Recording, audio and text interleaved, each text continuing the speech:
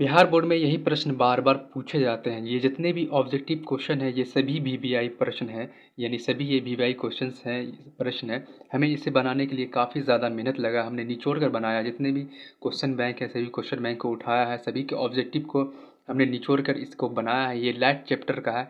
मैं आपके और भी चैप्टर्स के लेके आऊँगा। अगर इस वीडियो पे रिस्पॉन्स अच्छा रहा तो मैं सभी प्रश्न जितने भी चैप्टर्स हैं सभी चैप्टर्स के इसी तरीके से ऑब्जेक्टिव लेके आऊँगा। आपके पास काफ़ी कम समय बचा हुआ है। इस समय में आपको सिर्फ रिवीजन करनी है और इस ऑब्जेक्टिव को देखनी है, क्योंकि जितने भी प्रश्न आएंगे आपको अधिकतर ऑब्जेक्टिव रहेंगे। ऑब्जेक्टिव अगर आप फाइट कर लेते हैं तो आप आराम से निकाल लीजिएगा। तो चलिए स्टार्ट करते हैं इस वीडियो को छोटे से मोटिवेशन इस लाइन के साथ। तो हमने यहाँ पे मोटिवेशन लिखा है, जो पढ़ाई आज आपको दर्द लग रही है, जो पढ़ाई आज आपको दर्द लग रही है, अगर इस दर्द को झेलते रहे तो कल यही दर्द आपकी सबसे बड़ी ताकत बन जाएगी। बेशक बेशक 100%। तो चलिए वीडियो को स्टार्ट करते हैं। तो ये पीडीएफ आपको दे देंगे, लास्ट में बता देंगे किस तरीके से आपको इस पीडीएफ को डाउनलोड करनी है, क्योंकि ये पीडीएफ बनाने में काफ़ी ज़्यादा हमें मेहनत लगा है, काफ़ी ज़्यादा इसे टाइपिंग करने में वक्त गया है, क्वेश्चन को छांटने में काफ़ी ज़्यादा वक्त गया है। तो चलिए स्टार्ट करते हैं। उससे पहले आपको पहले क्वेश्चन के साथ शुरू करते हैं। तो पहला क्वेश्चन क्या कह रहा है देख लेते हैं यहाँ पे। ये भी क्वेश्चन काफ़ी ज़्यादा इंपॉर्टेंट है, ये हमेशा पूछते रहता है। ये प्रश्न है पहला, प्रकाश की किरण गमन करती है। प्रकाश की किरण गमन करती है। ऑप्शन ए सीधे रेखा में, ऑप्शन दो टेढ़ी रेखा में, ऑप्शन सी किसी भी दिशा में, ऑप्शन डी इनमें से कोई नहीं। तो चलिए मैं इसके सही आपको जवाब बता देता हूँ। तो ये जो ऑप्शन ए जो है सीधी रेखा में, प्रकाश की जो किरण होती है वो सीधी रेखा में गमन करती है। ठीक है। तो प्रश्न नंबर 2 देख लेते हैं। क्वेश्चन नंबर 2, प्रकाश का वेग न्यूनतम होता है। प्रकाश का जो वेग होता है वो कम, वॉलेसिटी कम किस किस चीज़ में होता है? तो ऑप्शन ए निर्वात में, ऑप्शन बी जल में, ऑप्शन सी वायु में, ऑप्शन डी कांच में। तो सही आंसर इसका ऑप्शन डी कांच में। प्रकाश का वेग न्यूनतम होता है कांच में। तो चलिए क्वेश्चन नंबर तीसरा देख लेते हैं। मोटर गाड़ी के चालक के सामने लगा रहता है। मोटर गाड़ी जो होता है उसके चालक के सामने लगा रहता है। आपके ऑप्शन ये रहे, पहला ऑप्शन है समतल दर्पण, दूसरा ऑप्शन है उत्तल दर्पण, तीसरा ऑप्शन है अवतल दर्पण, चौथा ऑप्शन है उत्तल लेंस। तो इनके राइट आंसर हो जाएंगे, इनके राइट आंसर हो गए उत्तल दर्पण, जो कि मोटर गाड़ी के चालक के सामने लगा रहता है उत्तल दर्पण, उत्तल दर्पण। चलिए नेक्स्ट क्वेश्चन यानी चौथा प्रश्न देख लेते हैं। मोटर कार के हेडलाइट में किसका प्रयोग किया जाता है? यानी मोटर गाड़ी की हेडलाइट में जो लगाया जाता है वो कौन से दर्पण लगाए जाते हैं? तो पहले ऑप्शन यानी ऑप्शन ए रहे समतल दर्पण, ऑप्शन बी उत्तल दर्पण, ऑप्शन सी अवतल दर्पण, ऑप्शन डी उत्तल लेंस।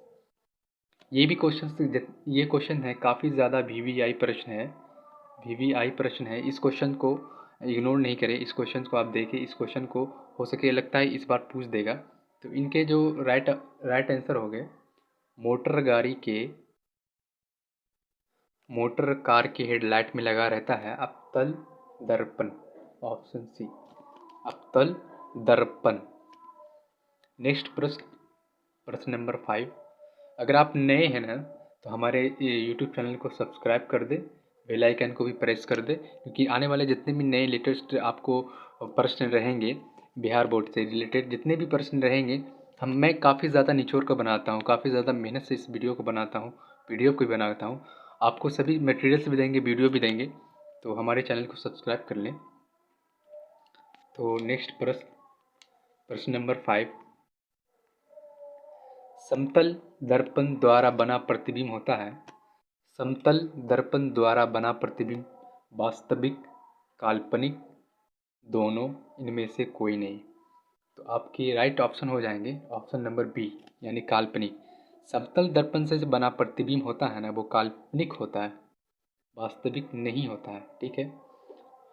क्वेश्चन नंबर 6 क्या कह रहा है, लेंस की क्षमता का एसआई मात्रक क्या होता है? ये भी क्वेश्चन काफ़ी ज़्यादा वीवीआई है, आपके आने वाले आगामी जितनी परीक्षा हैं आने वाली परीक्षाओं में पूछे जाएंगे, ये काफ़ी ज़्यादा इंपॉर्टेंट है। लेंस की क्षमता का एसआई मात्रक होता है डायऑप्टर, ऑप्शन नंबर ए। इसे तो बिना ऑप्शन का ही आपको बता देना चाहिए था। ऑप्शन नंबर ए डायोप्टर। लेंस की क्षमता का SI मात्रक होता है डायोप्टर।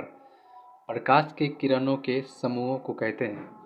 क्वेश्चन नंबर 7, प्रकाश के किरणों के समूहों को कहते हैं प्रकाश स्रोत, किरण पुंज, प्रदीप्त, प्रकीर्ण। प्रकाश के किरणों के समूह को कहते हैं किरण कुंज।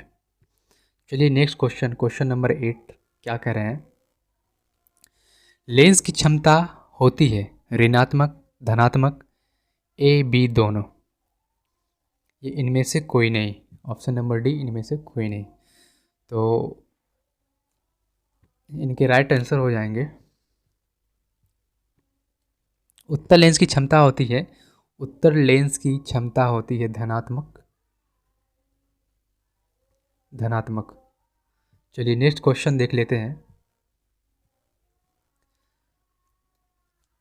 अवतल लेंस की क्षमता होती है, अवतल लेंस की क्षमता होती है। ऑप्शन नंबर ए ऋणात्मक, ऑप्शन नंबर बी धनात्मक, ऑप्शन नंबर सी धनात्मक और ऋणात्मक, ऑप्शन नंबर डी इनमें से कोई नहीं। तो इनके राइट ऑप्शन हो जाएंगे ऑप्शन नंबर ए, यानी अवतल लेंस की जी क्षमता होती है वो ऋणात्मक में होती है और उत्तल लेंस की क्षमता होती है धनात्मक में होती है।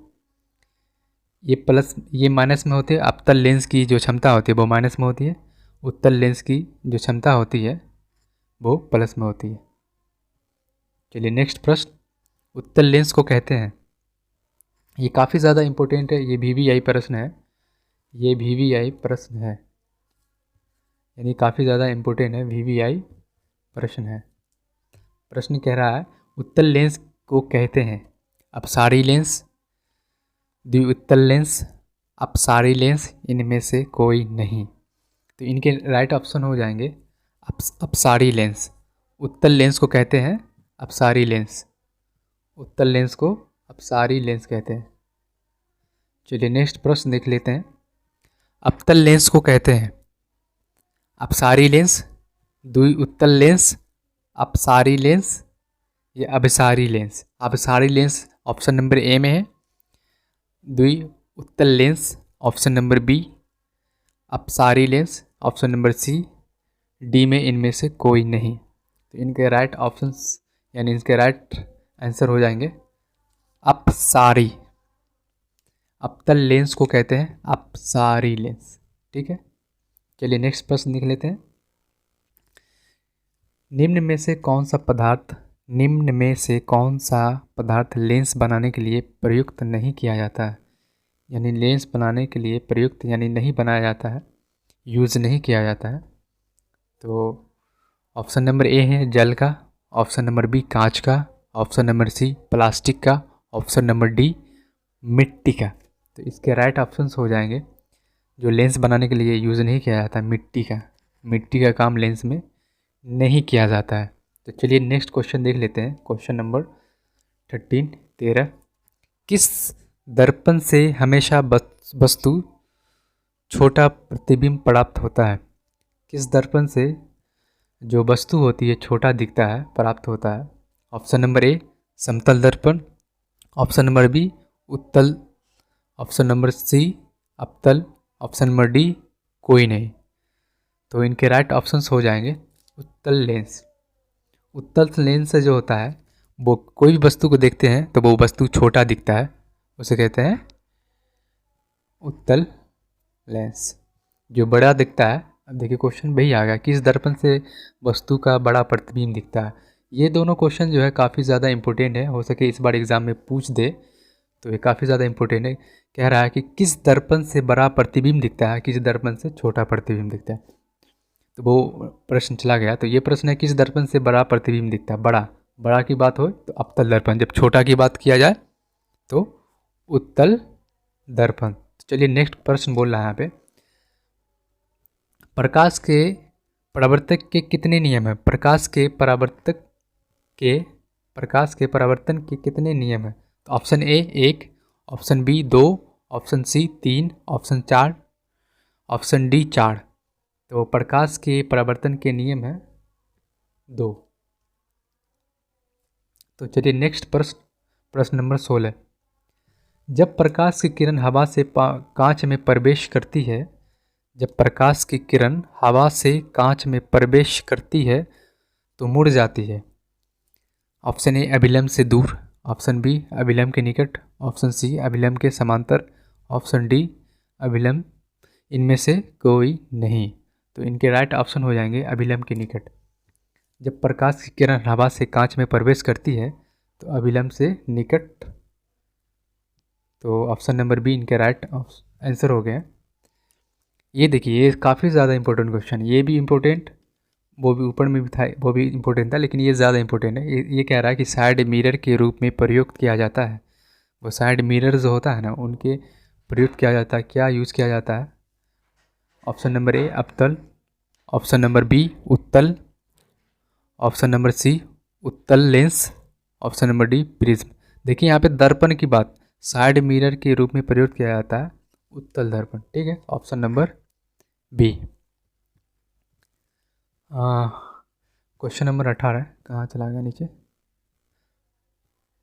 कह रहा है कि सरल सूक्ष्म दर्शी में किसका उपयोग होता है। सरल सूक्ष्म दर्शी में किसका उपयोग होता है।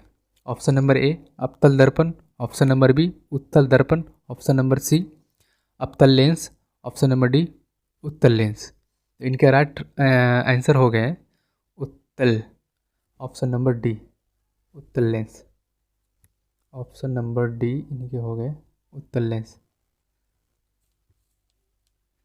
सरल सूक्ष्मदर्शी में किसका उपयोग किया जाता है, उत्तल लेंस का। चलिए नेक्स्ट क्वेश्चन, किस लेंस के द्वारा सिर्फ काल्पनिक प्रतिबिंब बनता है। काल्पनिक, किस लेंस के द्वारा सिर्फ काल्पनिक प्रतिबिंब बनता है। ऑप्शन नंबर ए उत्तल लेंस यानी उत्तल लेंस, ऑप्शन नंबर बी अवतल lens, option number C bifocal, option number D इनमें से कोई नहीं। तो इनके राइट आंसर हो जाएंगे ऑप्शन नंबर बी यानी अवतल। किस लेंस के द्वारा सिर्फ काल्पनिक प्रतिबिंब बनता है, वो अवतल लेंस के द्वारा। दाढ़ी बनाने में कौन सा दर्पण प्रयोग होता है। ऑप्शन नंबर ए समतल, ऑप्शन नंबर बी उत्तल, ऑप्शन नंबर सी अवतल, ऑप्शन नंबर डी इनमें कोई नहीं। तो इनके राइट ऑप्शन हो जाएंगे अवतल दर्पण। जो आप दाढ़ी बनाते हैं, घर में आईना यूज करते हैं, वो अवतल दर्पण यानी ऑप्शन नंबर सी। चलिए नेक्स्ट, ये काफ़ी ज़्यादा इम्पोर्टेंट प्रश्न था, तो नेक्स्ट प्रश्न पे हम जाते हैं। नेक्स्ट प्रश्न है मेरा प्रश्न नंबर 21 21। काल्पनिक प्रतिबिंब होता है, काल्पनिक प्रतिबिंब होता है सीधा, उल्टा, दोनों, कोई नहीं। काल्पनिक प्रतिबिंब जो होता है वो उल्टा होता है, गलत, ये उल्टा नहीं होता, सीधा होता है। काल्पनिक प्रतिबिंब सीधा होता है, वास्तविक प्रतिबिंब उल्टा होता है। जो हम रियलिटी देखते हैं ना, वो उल्टा होता है। वास्तविक प्रतिबिंब उल्टा होता है और काल्पनिक प्रतिबिंब सीधा होता है। ये भी क्वेश्चन जो है VBI प्रश्न है, VBI प्रश्न है, काफ़ी ज़्यादा इम्पोर्टेंट है ये। लेंस में मुख्य फोकस की संख्या कितनी होती है। लेंस में मुख्य फोकस की संख्या कितनी होती है। 2 होती है, 1 होती है, 3 होती है, कोई नहीं। मुख्य फोकस की बात करी जाए ना, तो इनमें option number A 2, option number B A, option number C 3, option number D कोई नहीं। तो मुख्य फोकस की बात कर रहा तो 1 होगा, ठीक है।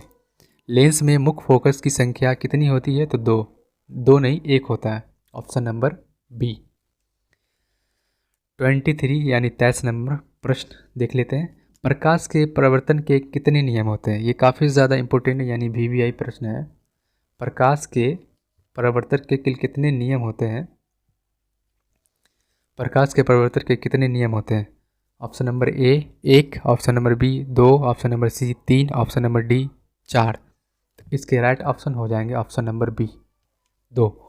प्रकाश के परावर्तक के 2 नियम होते हैं, आपतित किरण, एक परावर्तित किरण, ठीक है। Option number B. 24 यानी 24 नंबर का ये भी क्वेश्चन काफ़ी ज़्यादा इंपॉर्टेंट है। ये हमेशा बिहार बोर्ड में पूछे जाते हैं, लेकिन इसे समझ नहीं पाते हैं। किसका माध्यम के अपवर्तनांक का मान होता है। किसकी माध्यम के अपवर्तनांक का मान होता है। Option number A sine i बटा साइन आर बटा साइन आई गुना sine i plus sine r. तो इनके राइट ऑप्शंस हो जाएंगे जो बटा में आपको दिख रहे हैं ना, साइन आई बटा साइन आर। ये प्रश्न काफ़ी ज़्यादा इंपॉर्टेंट है, ये भी पूछे जाते हैं बिहार बोर्ड में। निर्वात में प्रकाश की चाल क्या होती है, ये कब सबसे ज़्यादा इंपॉर्टेंट, ये भी ज़्यादा इंपॉर्टेंट है। निर्वात में प्रकाश की चाल होती है 3 गुना, सॉरी थोड़ा सा मिस्टेक हो गया टाइपिंग करने में, 3 गुना 10⁸ मीटर पर सेकेंड। तो दोस्तों मैं आपको एक कमेंट करने के लिए एक क्वेश्चन देता हूँ, आप कमेंट करके बताएं। कमेंट करके आप इस क्वेश्चन का जवाब दें। मानव नेत्र की न्यूनतम फोकस दूरी कितना होती है, इसे कमेंट करके बताएं। इस पीडीएफ को आपको अब इस वीडियो के डिस्क्रिप्शन में दे दूंगा। हमने काफ़ी ज़्यादा मेहनत करके इस पीडीएफ को बनाया है। आप इसे इजीली जाके डाउनलोड कर लेंगे। डायरेक्ट लिंक को क्लिक करेंगे डिस्क्रिप्शन से, आप मेरे वेबसाइट पे जाइएगा। मेरे वेबसाइट पे विजिट करने के बाद डायरेक्टली क्लिक करने के बाद डाउनलोड हो जाएगा। तो इसे आप ईजी वे में आप डाउनलोड कर सकते हैं। देंगे जितने भी विद्यार्थी हैं, जितने भी जवाब देंगे सभी को मैं रिप्लाई दूंगा। मानव नेत्र की न्यूनतम फोकस दूरी कितनी होती है, इसे कमेंट करके आप जवाब दें। तो चलिए आज के लिए इतना ही, मिलते हैं नेक्स्ट वीडियो में। अगर आप प्यार देंगे इस वीडियो में तो इसी तरीके से पार्ट 1, पार्ट 2, पार्ट 3 इस तरीके से आपको लाते रहेंगे जब तक एग्ज़ाम आपकी चली नहीं जाए, जब तक आपकी एग्ज़ाम ख़त्म नहीं हो जाए, जब तक कि आपका एग्ज़ाम अच्छा नहीं चला जाए, तब तक मैं आपको रिवीजन कराता रहूँगा। प्रीवियस ईयर का उठा के क्वेश्चन आपको देता रहूँगा, क्योंकि जितने भी एग्ज़ाम होते हैं ना, सभी एग्ज़ाम में इक्वल है कि आपको प्रीवियस ईयर से ही उठा के क्वेश्चन दिए जाते हैं। तो ये जितने भी प्रश्न हैं सभी प्रीवियस ईयर का ही है, पिछले साल का ही है। मैंने किसी अलग से उठा के नहीं लाया है। अब इस प्रश्नों को अगर देख लेते हैं ना, तो मैं 100% कहता हूँ कि इस बार बिहार बोर्ड में इस क्वेश्चन से आपको 100% टकराएंगे। तो इस तरीके से पार्ट 2 को भी मैं लेके आऊँगा निचोड़ करके। काफ़ी ज़्यादा मेहनत लगता है इस प्रश्न को बनाने के लिए, इस मेहनत को मेरे ज़ाया होने नहीं दीजिए। तो थोड़ा सा छोटा सा सपोर्ट कीजिए, इस मेरे वीडियो को सब्सक्राइब कीजिए और उन विद्यार्थियों के पास भेजिए जो 2023 में एग्ज़ाम फाइनली देने वाले हैं। उसके लिए काफ़ी ज़्यादा हेल्पफुल रहेगा, काफ़ी ज़्यादा हेल्पफुल ये वीडियो है। और ये इस वीडियो को देखने के बाद आप भी समझ जाइएगा किस तरीके के क्वेश्चन पूछे जाते हैं। तो चलिए आज के लिए इतना ही, मिलते हैं नेक्स्ट वीडियो में। चलते आज के लिए जय हिंद जय भारत, नेक्स्ट वीडियो में मिलते हैं।